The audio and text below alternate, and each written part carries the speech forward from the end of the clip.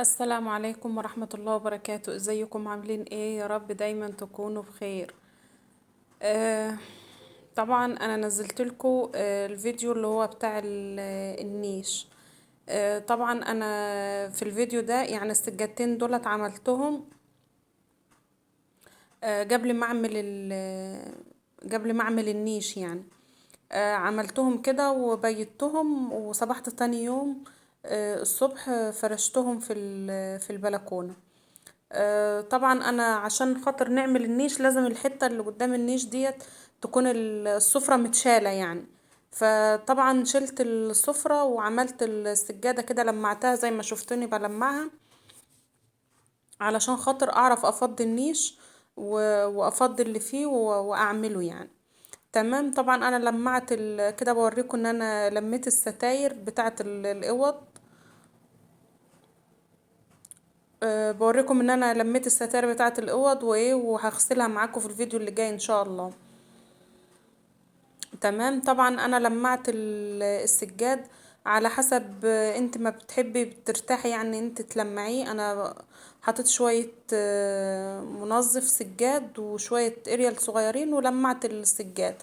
وطبعا ده في التصوير ده كده كان تاني يوم الصبح. زي ما انتوا شايفين قمت من النوم الساعة 7 الصبح كده، وكان احمد بيشاور لكم كده بيقول لكم اعملوا لايك. فطبعا كنست البلكونه كده زي ما انتوا شايفين. طبعا لو انتوا واخدين بالكم معايا من التراب اللي المكنسه بتطلعه من البلكونه.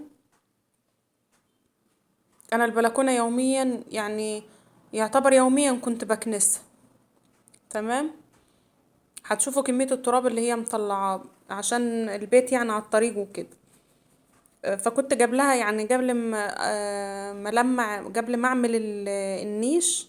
كنت مسيجة البلكونة وغسلة البرامج بتاعتها ديت، وغسلة سور البلكونة ومسحة الرخام والحاجات اللي زي ده.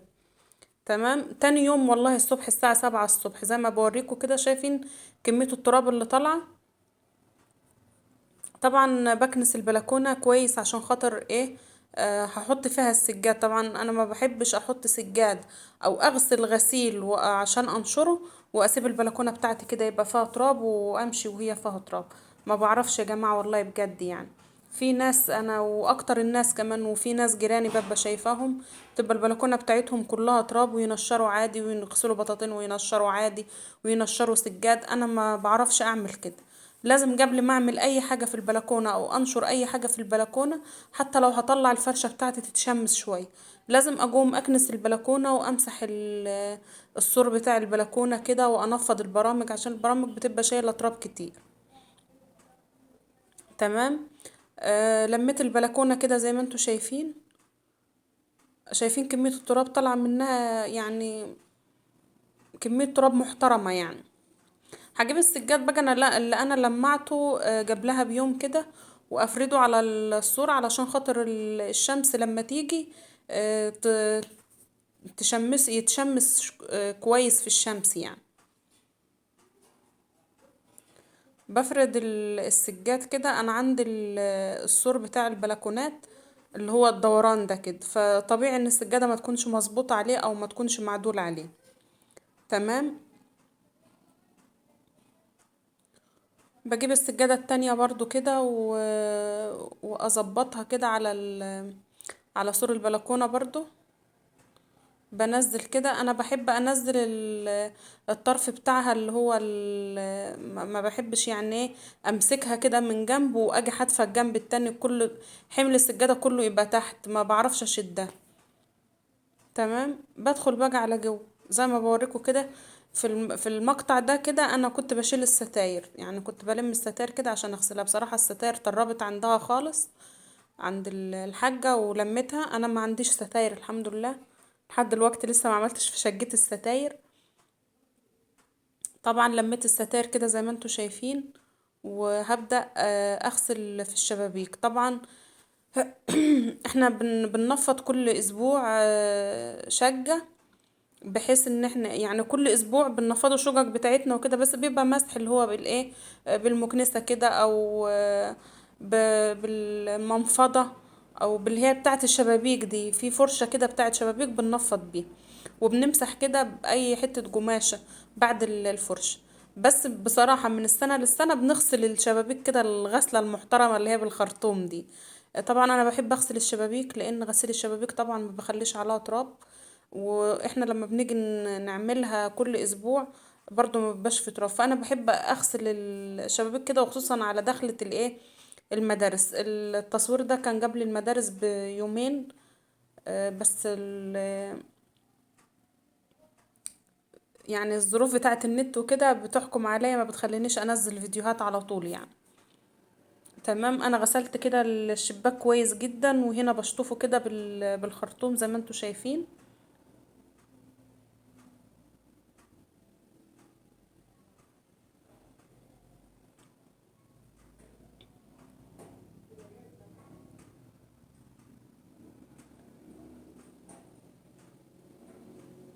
اهوت حبايبي زي ما انتوا شايفين.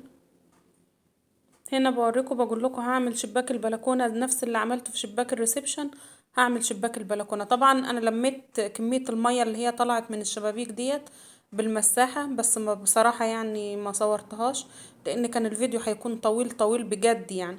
انا ما بنحبش الفيديو يكون طويل، علشان خاطر يعني ما تملوش مني وما تملوش من الرغي بتاعي اللي انا برغيه كتير يعني. تمام، فانا مسكت هنا حطيت في الجردل بتاعي المنظف طبعا بتاع الارضيات، اي منظف موجود عندك. لو ما عندكش منظف ممكن تحط شوية اريال وتظبط الدنيا بيهم كده بالشرشوبة. طبعا انا لمعت الناحية ديت كده زي ما انتوا شايفين وظبطتها، وهنا بشاور لكم بقول لكم هدخل السجاد. طبعا انا كده ظبطت الريسبشن كله. مش الريسبشن والله بجد، انا يعني في الكلام ده. طبعا انا كنت عامله اوضه النوم وكنت عامله المطبخ وكده، بس عدت على كل ده تاني، عدت عليه تاني. اهو زي ما انتوا شايفين لان مش بعمل كله في يوم واحد. هنا فرشت الصالون كده زي ما انتوا شايفين. وهنا ايه، برضو خلصت اللي هو السجاده اللي هي قدام النيش كده.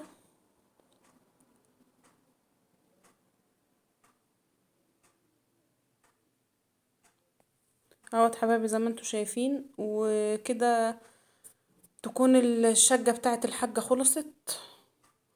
ولو عجبكم الفيديو ما تنسوش تشتركوا في القناة. وطبعا بعد ده كله لازم طبعا تعطري المكان ولازم تظبطي الدنيا كده وتهيئي الجو، علشان خاطر جوزك لما يطلع المكان او اولادك يطلعوا المكان تكون يعني الحاجة متظبطة يعني. زي ما انتوا شايفين معايا كده الشقة خدت حقها مني واحد واتنين وتلاتة، يعني خدت حقها مني مظبوط يعني. طبعا ظبطتها وكده الشقة اتلمعت واتظبطت وكده بنستقبل الشتاء. يعني هي تعتبر تنظيفات الشتاء يعني. وكده الأوضة ديت متظبطة برضو، ظبطتها بس ما صورتهاش بصراحة. طبعا طلعت المرتبة بتاعتها في الشمس وشلت كل الفرشة اللي كانت فيها ديت و... ولمعتها وغسلت شباكها برضو وغسلته مع البلكونة وانا بعملها بصراحة.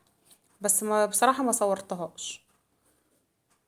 حتى الأرضية يعني لو انتوا تاخدوا بالكم من البلاط فيه لمعة، اللي هي لمعة النظافة، مش لمعة اللي هو الايه ان انت عملت بالشرشوبة كده وخلاص. اهوت زي ما انتوا شايفين. وطبعا كده صورت لكم معايا لتاني مرة اوضة النوم. واتمنى يا رب يكون الفيديو عجبكم. لو عجبكم الفيديو ما تنسوش تشتركوا في القناة وتفعلوا الجرس وتضغطوا لايك للفيديو علشان يوصل لكم كل جديد. والسلام عليكم ورحمة الله وبركاته. اسيبكم تتابعوا الفيديو.